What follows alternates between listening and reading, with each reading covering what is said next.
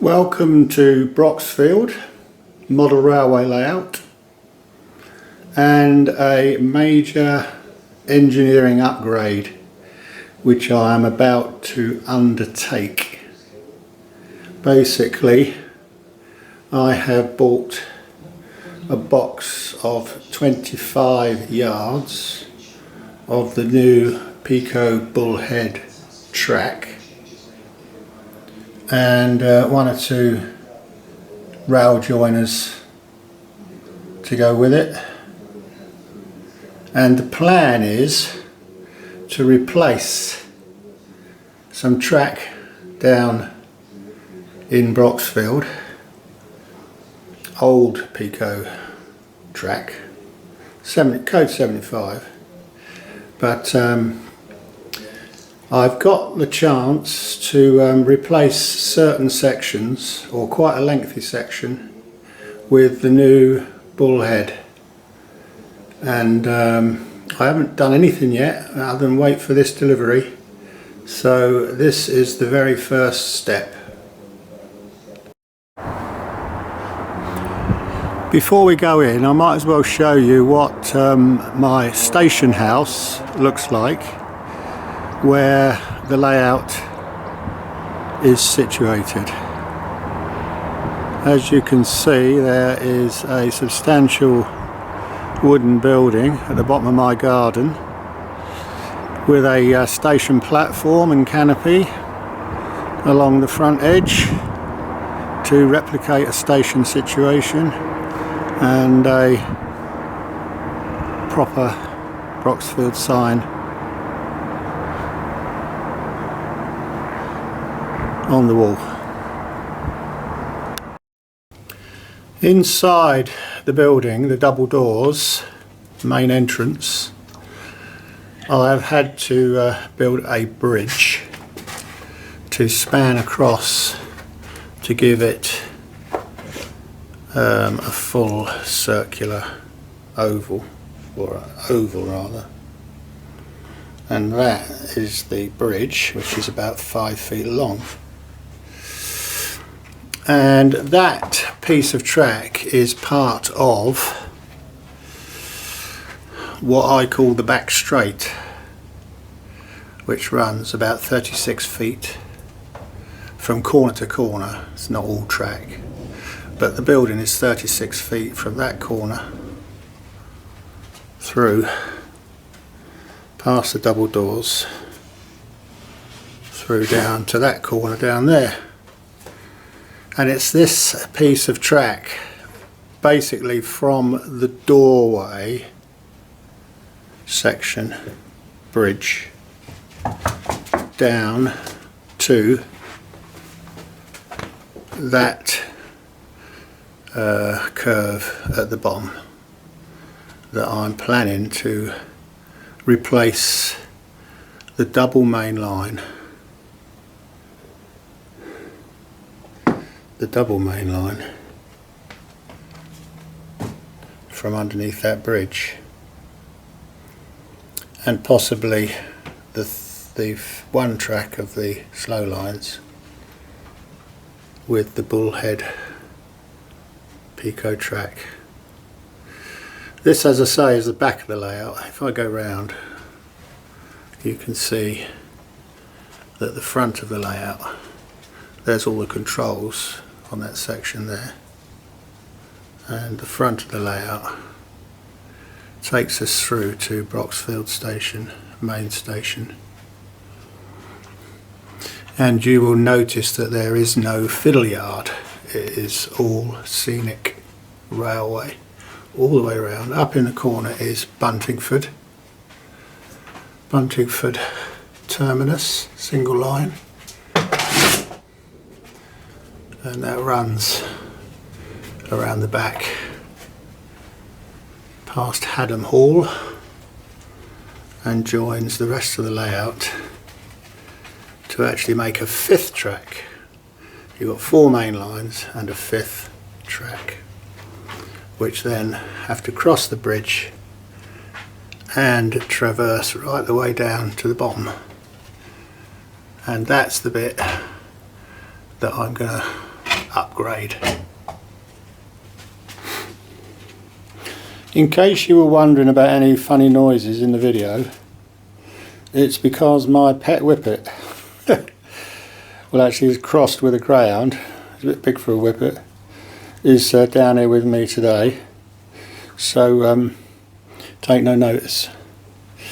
But getting back to the layout, what I've now done is put the bridge up, as you can see, and I have laid out 12 sections, 12 yards of the new Bullhead track on top of the Code 75 Peco that has been there up till now and served me well, I must admit. Now I haven't put the next bit around, but I do intend to go around this bend, which actually has a slight incline to about this point here, about the halfway round position, where the Bullhead will revert back to the normal standard Code 75 Peco stuff. The reason I'm able to do this, and what's convinced me it's a good idea, is that, coming back to the bridge, when I built this layout, I started here at this side of the door. I went all the way around with a spirit level until I got right the way around to and ended up at this side of the bridge here, and therefore the bridge was then built to join the two together, and I discovered that the right hand side of the bridge was a ½ an inch lower than the left hand side. It hasn't made any difference whatsoever, and it's not even noticeable to the running of the trains. But what it does allow me to do is lay the new track, particularly the two fast lines, which are these two nearest, on top of the track that's already there, because, and then all I've got to do is dig up the track, the original track on the bridge from about this point, and just slope it up very gently to join there. And then when it's on top, the two tracks is on top, when it gets to this bend, I will have to then remove the track, the present track, and because it's on a gradient, I'll just lessen the gradient. The new track will be slightly less than the present, and it should dovetail in without a bump to there. That's for the two main lines. The two slow lines, well, I'm only going to do one of them to start with, because I do have this scissors cross in here to think about. But this down line is plain track, so there is a third line which is plain track, and I can do the same. But what I think I'm going to do with those slow lines is not lay it on top, but replace the track, the current track, at the height it's at, mainly because I would like to do the fourth track as well, and then when it gets to this scissors, I can't have that fourth track at a different height to the Buntingford branch line along the back there. It wouldn't work. So we'll see what happens, but that's a little bit of a long way off yet. The additional feature that I want to include when I do this track work is that at present I have laid all four tracks equidistant apart using the old Peco 6-foot way bit of plastic that they supply you with. But in reality, often the two mainline tracks were in fact a fraction closer together than that, as were the two slow line tracks, but the gap between the two sets of tracks was much larger. So I'm going to try, I've got a new gauge to work with, which I got from Dogger, Double O Gauge Association, and I'm going to draw the two main lines closer together and the two slow lines closer together, moving the two inner tracks to the edges a bit, which should leave a bigger gap down the middle and a more authentic looking P-way. So we'll see how that goes. This is going to be a bit tricky. Bullhead fish plates, authentic, fair enough, but very delicate to hold in place, equidistant across the join. And I've made a couple of attempts already, and I'm going to have to work a little bit more on it to find a good solution whereby you can join two pieces together and then sort of pick it up and move it about without it all falling apart. Right, moving down to the actual site of the work that needs to be done. On the first piece of track, I have managed to stitch together with Bullhead fish plates 3 yards. So there's only 2 joins, there's one there, and I use track setters, and you need 2. One on its own is not enough, you need to have 2 track setters. So I've got a 3 yard piece of track now, which I've laid directly on top of the original code 75 line. I've lined it up precisely. Well, I've got it straight at the moment, and to hold it straight I'm not going to use pins. I'm going to ballast it over the top, on top of the present piece of track. Having successfully joined 3 yards of track together, I wasn't able to film whilst doing it, but I have laid the first bit of ballast to hold the track permanently in place. If I go in closer, hopefully you can see that that first bit of track on the first line is straight. That is the hard part. The ballast I've only added on the outsides around the sleepers. It's still pretty wet, so it's in a delicate state at the moment, but and I've just done the one side. I did start, when I first started, I did a bit in the middle, but then decided it was better to do the edges. And then also, you've got to be so careful with these fish plates. They slide on and slide off too easily.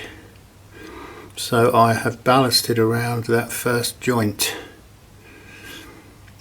and this ballast mixture, and I always mix it with the PVA prior to putting it onto the track, so that I've actually got a nice wet mixture.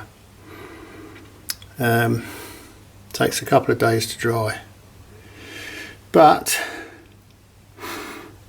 so far so good. I've got my 2 track setters there, and I haven't quite got the rest of the track or the rest of this first 3 yards should I say, set in position. And as I say, it's only sitting there. I've got no tacks or pins holding it down because I'm afraid that the pins might warp. Well, they do sometimes warp the sleeper that it goes through. When you press it in, the sleeper looks slightly out of position or slightly depressed. So there we have it. There's the bridge over that goes off into the distance, and I'm quite pleased to have got this first piece done. As you can see, I've laid the track directly on top of the original. Here I have a bowl of ballast mixed with PVA.